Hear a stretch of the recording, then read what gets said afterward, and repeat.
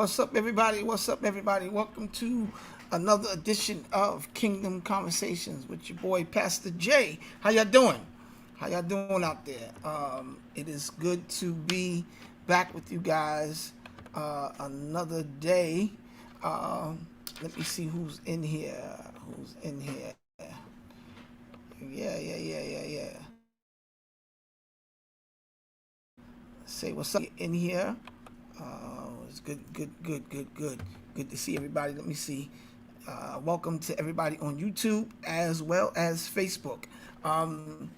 We were supposed to have my boy Curtis Akeem back on today, but Georgia is experiencing power outages. Power outages are happening all over Georgia, so we're definitely praying for all of our people down um, in Atlanta and the different parts of Georgia that are experiencing power outages. But the show is still going to go forward, and we're going to be talking to you today. I just want to share a couple of things with you guys. I am a believer that leaders should be readers, and I like buying books from famous authors and different things like that. But every now and then, one of us will put out a book that absolutely inspires me to just read. I mean, just rip through the book because the information that is disseminated in the book is so powerful and so dope that it just makes me want to read and keep reading. So is the case with he's probably one of my favorite preachers, the voices of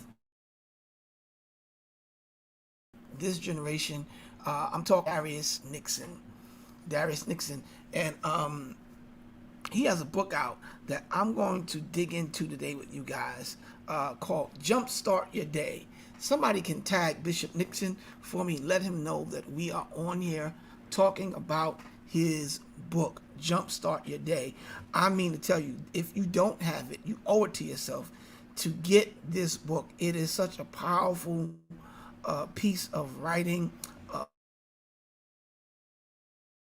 a body of work that Sin has blessed the world with. And I just want to jump into some of the things that blessed me from the book, and I'm going to just share it with you guys. And we have been in a series at our church called It's Go Time. So I didn't know it when I started it, but Bishop Nixon wrote something in his book that really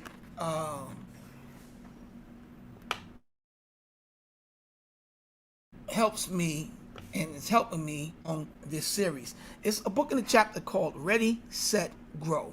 And what I'm going to do is I'm just going to read some of his bullet points from this book and just share what I got, and hopefully you guys will get something out of it as well. So again, one of the things that we have been talking about is knowing when it's your time. Knowing when it's your time to actually take off and fly, to actually take off and get to moving on it. Because there's so many people, guys, that have gifts and talents, but they are unaware of the timing of the season.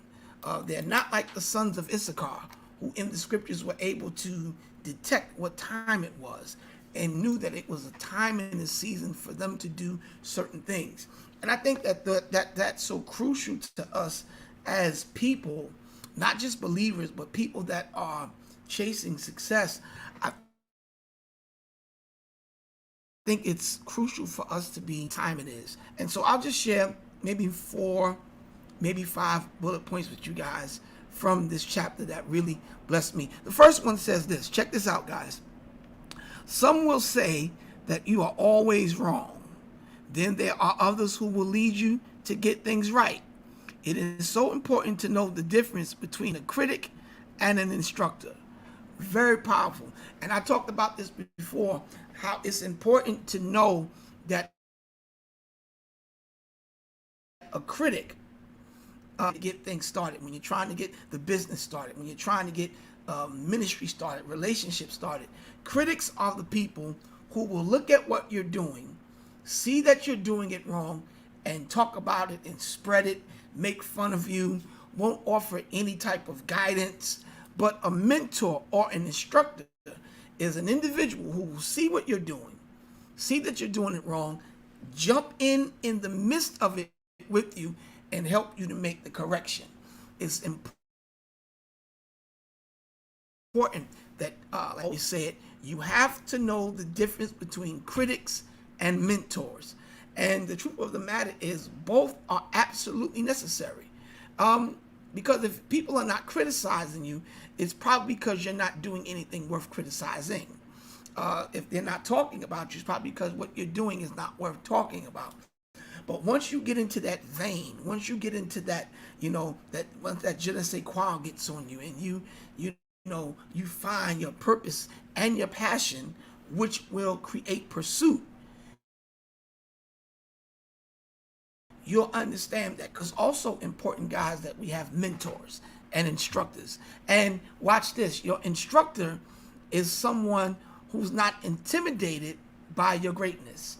Your instructor is someone that is not jealous of you, who secretly is trying to make it look like instruction when it's really setting you up for destruction.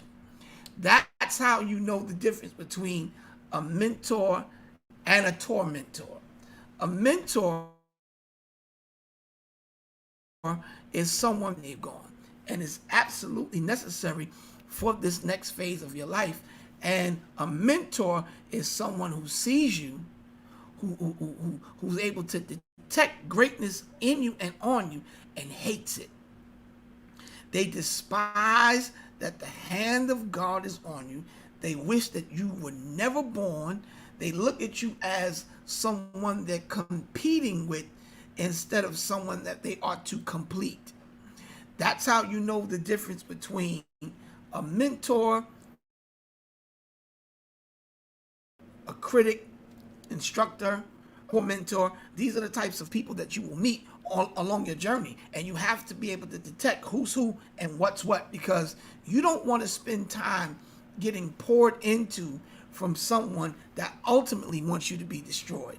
You don't want to spend too much time talking to and conversing with people that really wish you would just die, really wish that you would go away, because they understand what God put in you is going to surpass them. So they try to do things, put what they call it, a cold red on you, and try to tell people not to invite you if they see you on flyers. They try to call the promoters and get you canceled, and call the promoters, and sometimes even the churches. They'll call the church and call from a strange and unknown number and tell them some rumors about you. I mean, people are vicious, guys. That's why it's important. And I'm talking from experience. Trust me, it's happened to me. People, they have called the promoter, they have called the churches and said, you ought to not have Jason Hendrickson because he was divorced. You ought to not have Jason Hendrickson because he had a child out of wedlock. You ought to not have Jason Hendrickson because he used to do this, he used to do that. But let me remind you, if the hand of God is on you, it doesn't matter what anybody says or does. If it's go time, according to the plan and the schedule of God, nothing can stop you. I'm a living witness. They try to blackball me. They try to, ruin my influence. People have tried all kind of stuff, man. And y'all that follow my ministry, I'm nothing like that. I push people, I encourage people, and sometimes it was the ones that I was pushing and encouraging, trying to blackball me and kill opportunities. But I believe what the scripture says, guys. If God be for you, he's more than the world against you. God bless you, Bishop. How you doing, man? Good to see you. So let's go to the next one. Those who offer insight into the lives of others, clear on the subject of their own personal status. Having your life appropriately adjusted will authenticate the advice you give. Let me tell y'all something. One of the things that I'm very passionate about is business. And so, I do a lot of business. I started a lot of businesses. I'm doing extremely well in my businesses, thank God. But when people see that you're doing well in business or try to incorporate, I don't know about y'all, but I got by that those wheel things. Those wheel things where we was supposed to put in $700 and you get $15,000 back. Let me tell you something. I even got bamboozled by some pastors and some bishops. I love them, so I'm not going to say their names, but I got caught out there. And I spent almost $5,000, y'all, investing into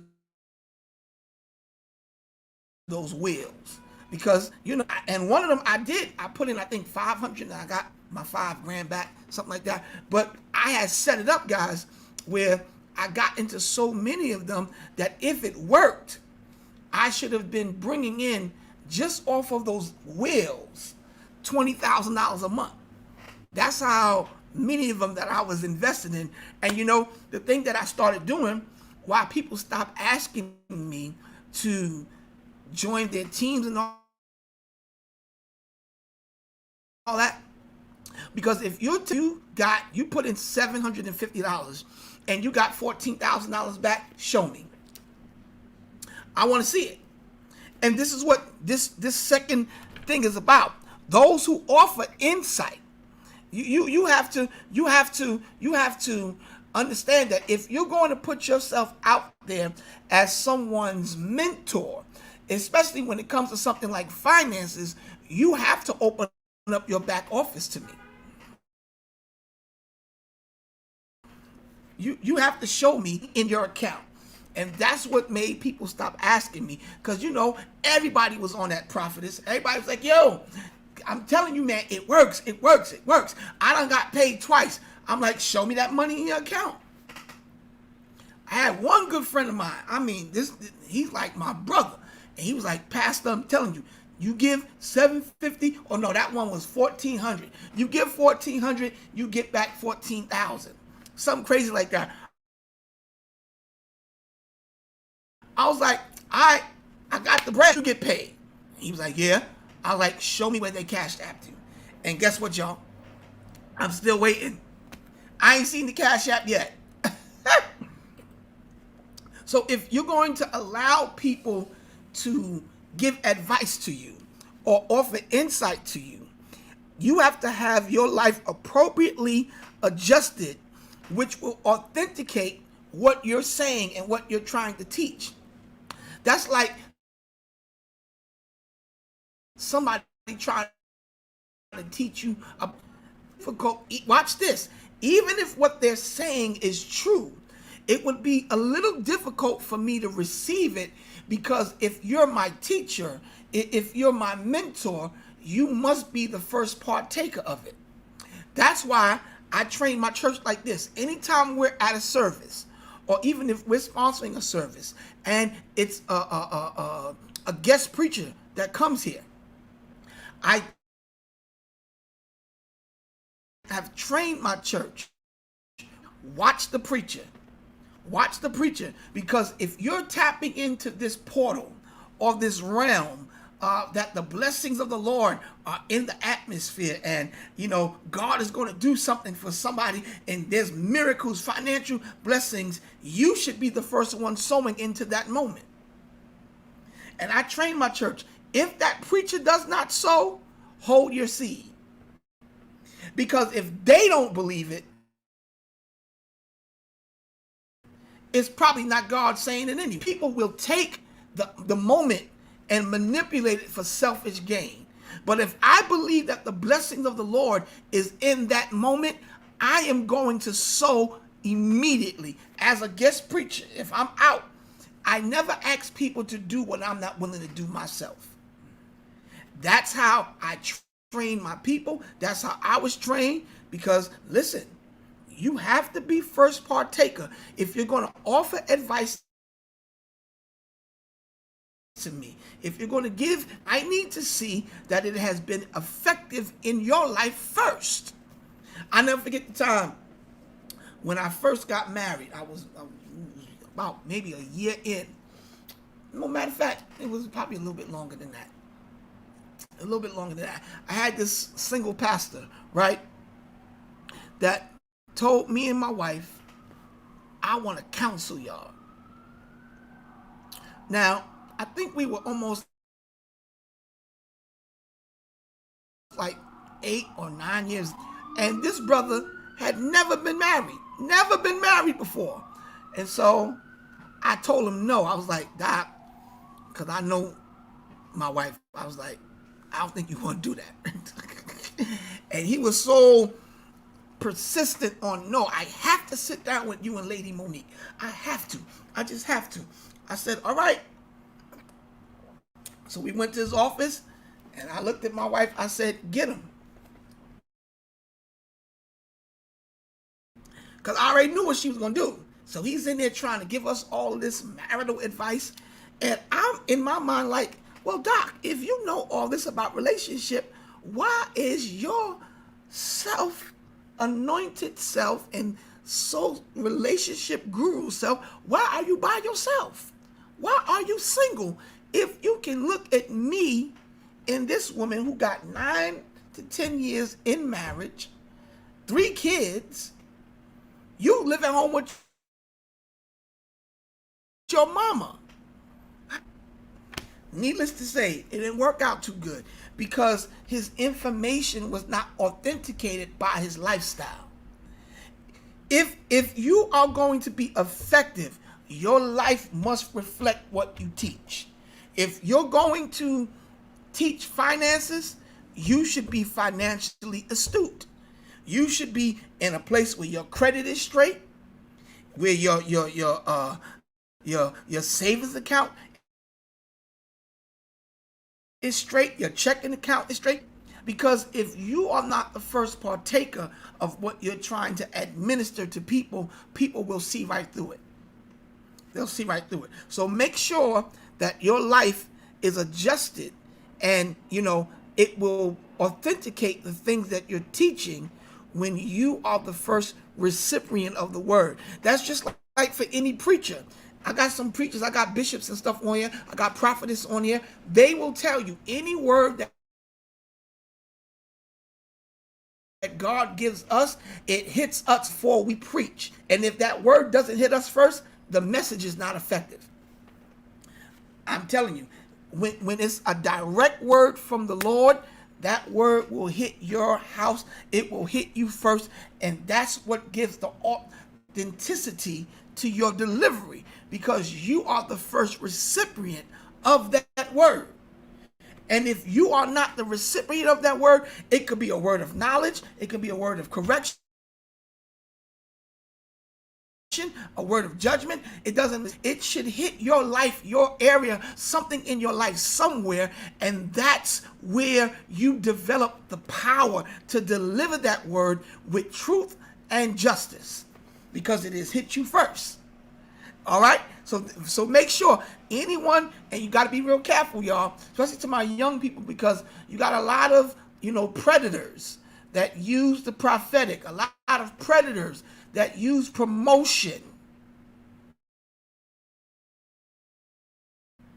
You got a lot of predators that use the things that they know you aspire to be to wheel you in, to get you to a place of vulnerability where they can do all type of things to you and get you open to realms that God never intended for you to be exposed to, but because you did not check if they were authentic or not. Because everything that sounds good ain't good.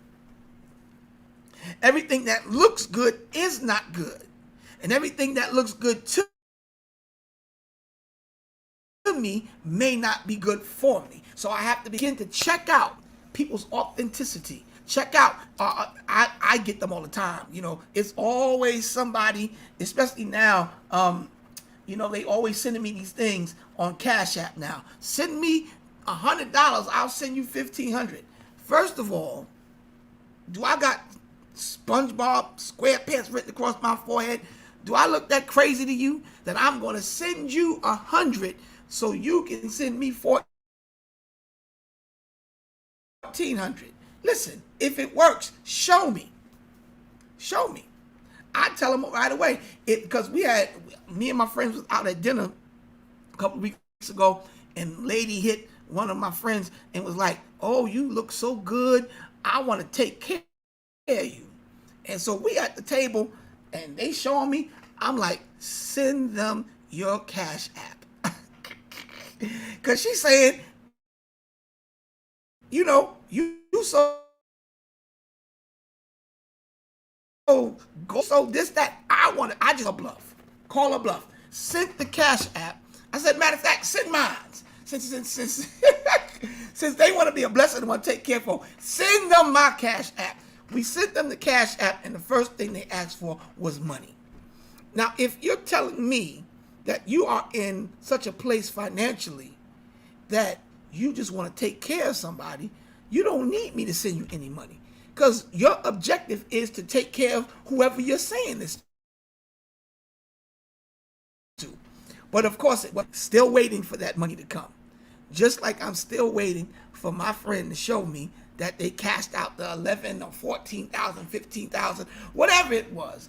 People got to stop talking so much and begin to prove what they're trying to get you to sign up for.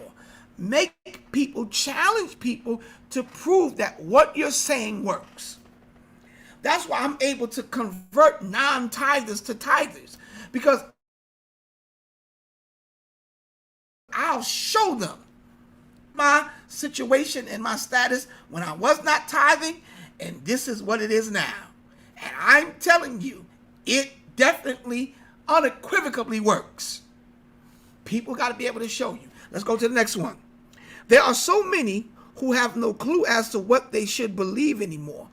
A compromised conviction holds minimal value. Be a great defender of your convictions. How powerful is that? Let me read that one again. That's good, y'all. There are so many who have no clue as to what they should believe anymore.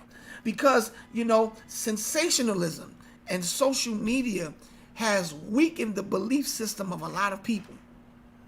If it's not popular, we ain't believing it no more.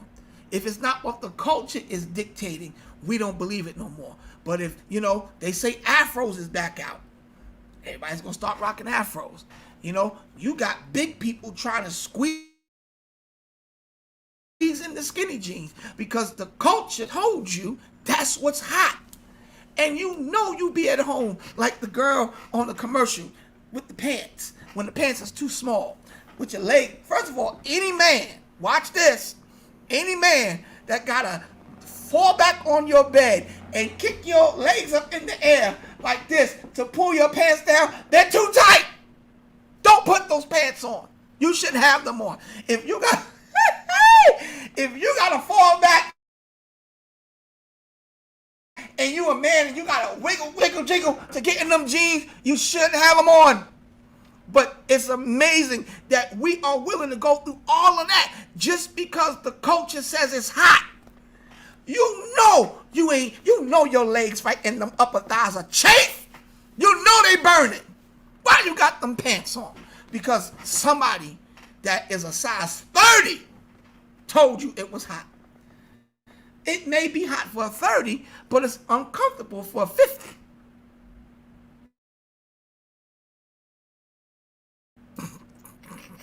Because I know so many people that struggle with that. What do you believe? Do you even believe that that's who you are? Are you allowing this culture to force you to become something that you're not? Hold firm to your convictions. Hold firm to what it is that you know to be true. Do not let the culture change you. Do not let peer pressure change you. Let me tell you something. One of the most difficult things for me to do as a pastor was to make the decision to stop dressing up for church. Because I didn't grow up like this. This is how I come to church now. Y'all, if y'all watch me on Sundays, Bible study, I got my jeans on, and if it get too hot, I may even go to Sunday morning with some shorts on. I don't know. But it took me a while to get comfortable in that because of the peer pressure of other pastors, because of the peer pressure of them telling me that's not of God. But that's what God told me to do. God told me when I started my church, I want the people's hearts, not their garments. So don't make dressing up a focal point or the substratum of your ministry. And I struggled with it, y'all, because that's not where I come from. I didn't grow up like that. But it was what I know God told me. And at one point, I allowed other people to sway me from my conviction. And when I did that, my church started emptying out because I was not being true to what my conviction or my belief was, what I know God gave me instruction. And when I switched it back, the church started growing. We just had another person join Sunday. This is post-pandemic. People are still joining churches post-pandemic. But I believe that the people that are coming to my church are coming because they see in the leader. I'm not going to walk around, and this is not against anybody that does this, but I'm not walking around with a collar on every day. I'm not wearing a suit every day. That's just not me. God bless the pastors that still do that. I know some pastors that don't own one pair of sneakers. All they got is dress shoes. First of all, your feet hurt. If all you wear, listen to me.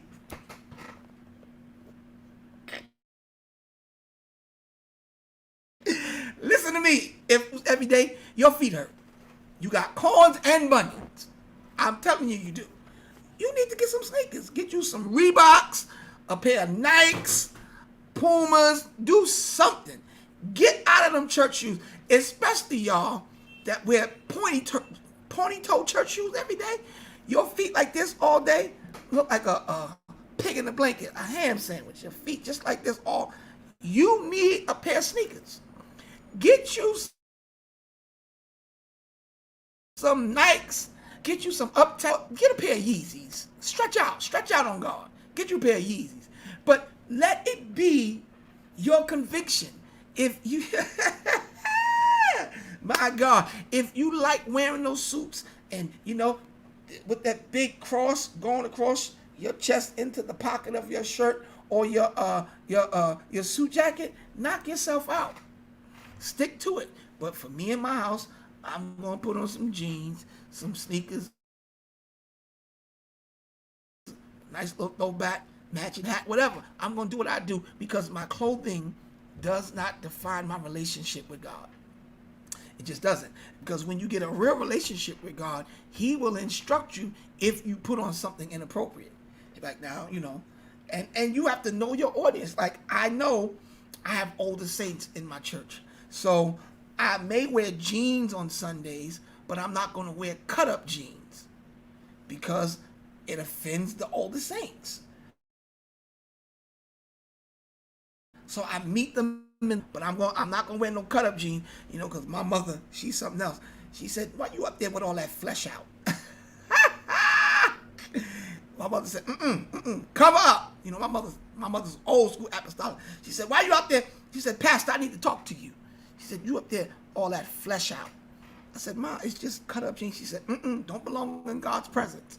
So, I met her in the middle. I'm not wearing no suit, but I'm not going to wear cut up jeans. Or if they cut up jeans, it won't be the cut up jeans. You gotta learn how to compromise as a leader. But stick to your convictions. All right. Number 4, the weight of a challenge can cause you to forget that you were made for pressure. Do not buckle. You are so much closer to your promotion than you know. Let me tell y'all something. This is so powerful. It's almost time to give birth by contractions. The blessing of what you've been carrying does not become manifested Until a woman that is pregnant begins to experience pain, that's when she pushes out the promise. That's for somebody that needs to hear that. You are under pressure right now, but that is the key indicator that you're about to push that gift out. You're about to push that business out. It's not going to happen until you get under some type of pressure, because pressure busts pipes. Pressure is what gets you to the place where you begin tired of you. Because some of us didn't know we had it until we had to use it. I just didn't know that I had certain gifts until it was time, or watch this, a demand for that gift. I had no idea. Watch this. The pressure pushed me into the promise that is now sustaining me. I hope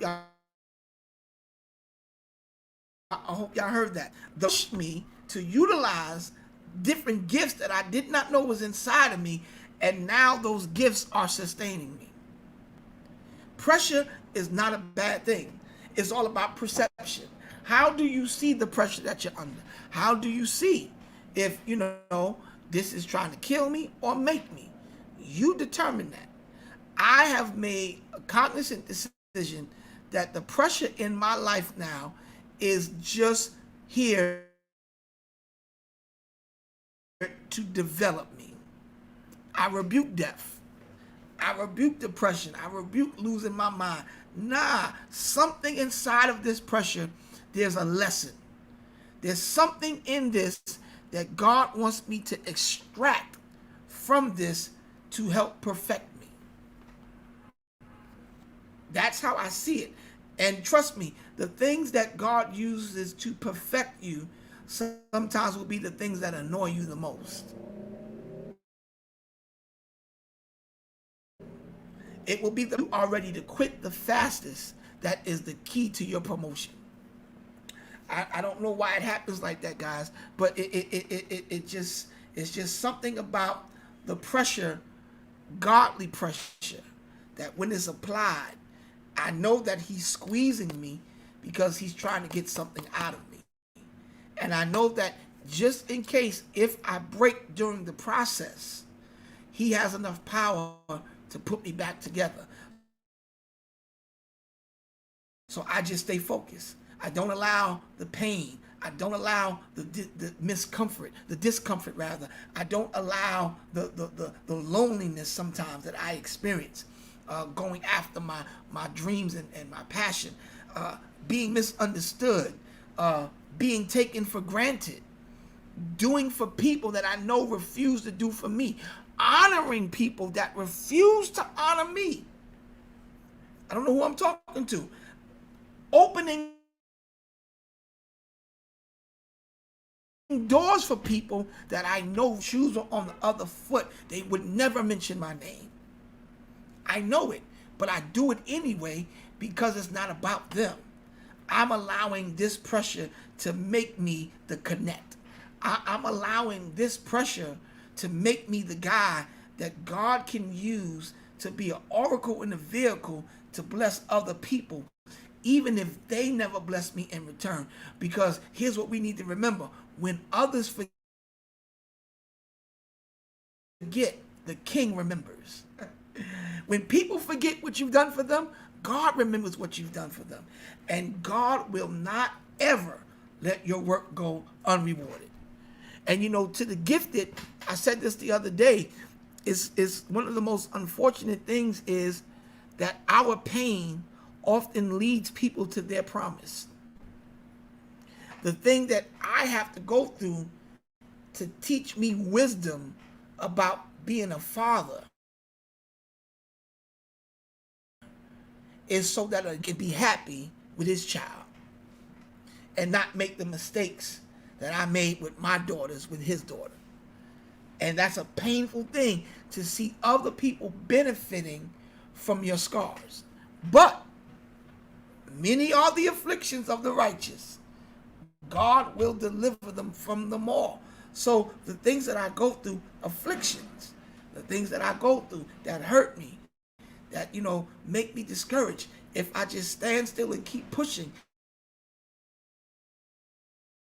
and don't allow the pressure or to look at the pressure as something that has come to wipe me out. No, it has come to matriculate me, to grow me, to develop me, and get me to a place that I've never been before.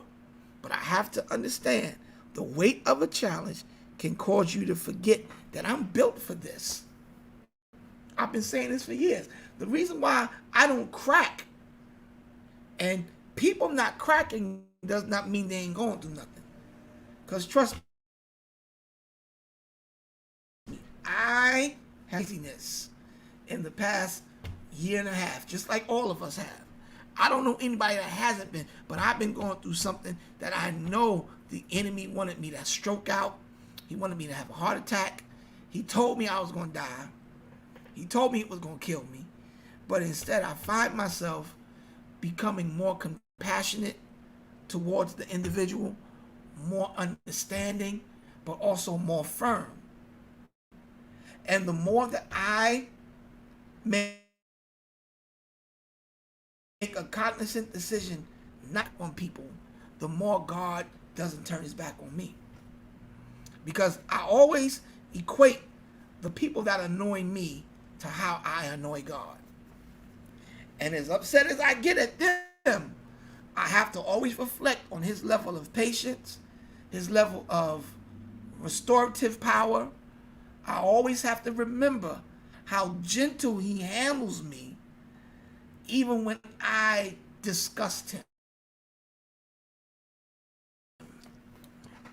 Because, go back to what we know is wrong. The scriptures say that God looks at us like a dog that goes back to eat their own vomit. That's how disgusted God becomes with us at times. But even in the midst of his disgust, he's still merciful. So if God handles me like that, I have to. I'm obligated. As frustrated as I may be, as much as I think I'm at my wit's end with some, know who you are. You could be watching me right now. As much as I want to throw you away, I can't. Because God does not handle me like that. So we have to really make sure that we remember, I can't buckle, I can't quit. I'm closer to my promotion than I've ever been because the pressure is more than it's ever been. Last one, I'm going to give you this. Problems do not interpret the mark. In fact, problems accompany the process of growth. Figure it out, manage it, and grow from it. That's what I want to tell y'all. You can't have power without problems. That's why my guest couldn't come on here right now. Curtis Akeem don't have no power. And when we started the show late today because I didn't have no power. Now, I didn't have no power because I didn't pay my bill. My cable was cut off. I said, Lord Jesus. Came into the office, couldn't, I've got a nice little big screen TV, all this. Got on here, nothing was working. Had no power, which created a problem. But if I didn't have a problem, I wouldn't know that there was no power. If I came in and everything was working, I wouldn't have known that they was about to cut my cable. The problem ignited the power in me to pay the bill to get everything back in order. And that's what I want y'all to understand. Sometimes the problem is revealed just so you can do what you need to do to get everything back in order. I'm telling you, if I didn't come in the office today, it would have been a bigger problem because I got Bible study Wednesday. And if I didn't come here, and I could have never used the power that was in my pocket to fix it. What are you saying, Pastor? That sometimes problems reveal to you that you're the one with the power. I didn't have to call Bishop Hill. I didn't have to call Bishop Walker. I didn't have to call none of my friends. I had the money right in my pocket. And it was only usable once the problem became visible. I hope y'all catching that. The problem invisible is what made the power usable. Some of you will never walk into the next level that God has for you until the problem is revealed. Some of you will never start the business until you get fired. Some of you will never tap into writing songs until you go through a good breakup. The problem is actually the foundation. I don't know who I'm talking to today, but I'm here to tell you that the problem ain't the problem. The problem is really the source for the solution. But again, if the problem is never revealed, the power will never become usable. I had the power in my pocket the whole time. Didn't have to pull it out until I got to the office. Because the cable at the crib is on. It's fine. But when I got to the office, everything was off. Problem. But I had the power to fix it. And I'm telling all of you that's watching me today, whatever problem has arisen in your space right now, you've got the power in you to fix it. Don't you allow it to linger. Because could you imagine if I didn't pay that bill today? It would have just doubled, then tripled, then quadrupled. So instead of it being a small issue and needing a small ounce of power, it would have become a big issue and needed a whole lot more power, which equates to a whole lot more money. And why let it amass to this when you can pay it when it's like this? Thank God for the revealing of the problem, because it's the thing that's going to push you to unleash the power in you. Man, this was good today. Listen, this was Kingdom Conversation again. My brother Curtis Akeem was supposed to be here today, but again, some parts of Georgia are experiencing power outages, or maybe he didn't pay his bill. I don't know. Do I need to send Curtis a Cash App or something? I don't know, because I know my internet was off because I didn't pay the bill. So, I don't know. But either way, we're going to have Curtis back on the show. He is such an amazing gift to the body of Christ. Now, I want you to tune in. My sister is coming. Jovita Shepherd will be my guest next Monday. And I'm telling y'all, if you have never sat in a worship experience where Jovita is the worship leader, you have not experienced praise and worship at its finest. I'm telling you, she is an amazing worship leader, amazing woman of God. She's married to one of my good friends, Blessed. He's probably the reason why I even pay attention to gospel hip hop. Because, I used to think it was like, come on. God's just lying and carrying. Blessed is one of the main reasons. Him, Richie Righteous, Q the Prophet, a couple of other guys are the reason why I even listen or pay attention to that genre of music. So, they're out doing great things, and I'm excited to talk to Jovita. So, guys, listen, if what I have said today has blessed you, I don't want you to sow no money today. What I want you to do, in all seriousness, is take these 5 principles that I shared with you, watch them, repeat it, and make it applicable to your life. That is the seed I want you to sow today. Sow into yourself.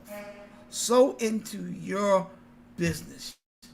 I was talking to somebody today, and they were sharing with me. They was like, Pastor, I have no I do. I'm just, I'm not confident about anything that I do. And I said to them, I said, well, the way that you kill lack of confidence is by being consistent. You know, one of the things they're struggling with is driving.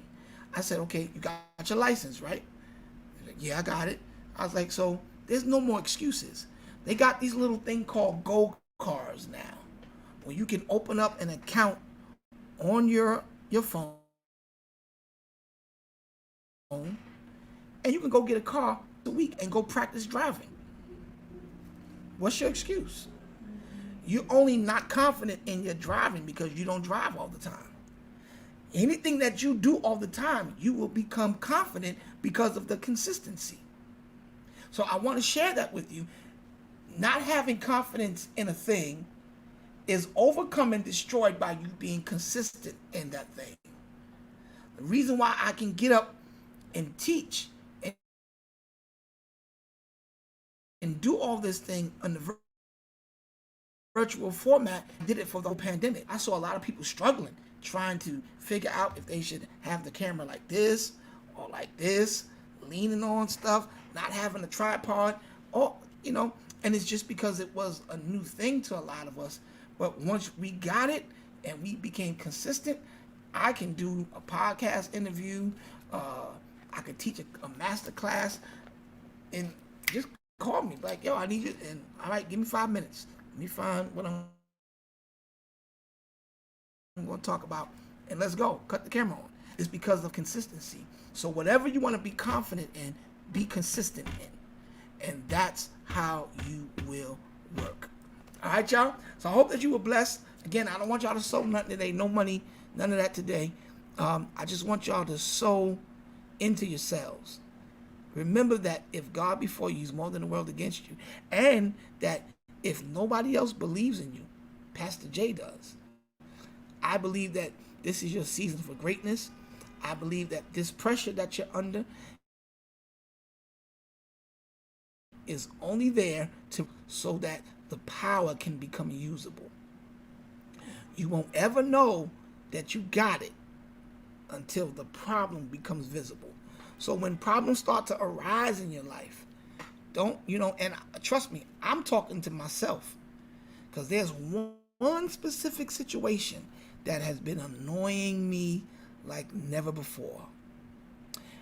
And there's a part of me that just want to say, you know what? I'm done.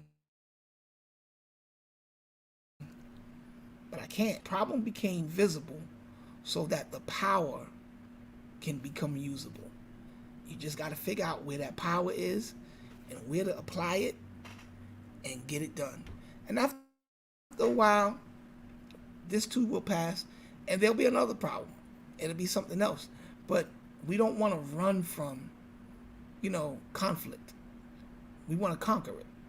So in order to conquer conflict, you have to confront conflict. You can't run from it. So I pray this conversation today has empowered you, has given you some tools that you can use to make it applicable to your life. And this is just a conversation, man, not preaching or none of that, just kicking it with y'all. And again, big shout out to my brother Curtis Akeem, who is a gospel comedian who is hilarious. We did part 1 with him last week, and we're going to do part 2 again with him once he pays his bill, because I know that's what it is. He just didn't pay his bill. Now that's straight. You text me right now, Curtis, and I'll send you some money. Get that internet back up. The devil is a lie. How you gonna have an attack in the telecommunications when you're supposed to be on Kingdom Conversation? Now I'm just messing with you, Kurt. I love you. And Jovita Shepherd will be our guest next week. And guys, we are finished. I'm finished my album, y'all. Reset is done. Reset is done. So we're about to release some new music finally. It's been a long time coming, and we got some amazing music for you guys. So I'm excited. So look out for that. Look out for Reset. Some other announcements are coming this week as well, because God has made some amazing opportunities available to me and the ministry, and you're gonna see the advertisement, you're gonna see the marketing for it, and I just want you guys to pray for us, because it is only because of the mercies of God that we're not consumed. It's only that we have the audacity to even go after what we're going after. It's only because of his faithfulness. I just know too much about him to sit here and not be productive. I know too much about God. He's been too dope for me and to me for me to not, progress and to win. So I pray that this blessed you today, and we will be back next Monday with Kingdom Conversations. And remember, the only person that can is you. I love y'all. Have an amazing day.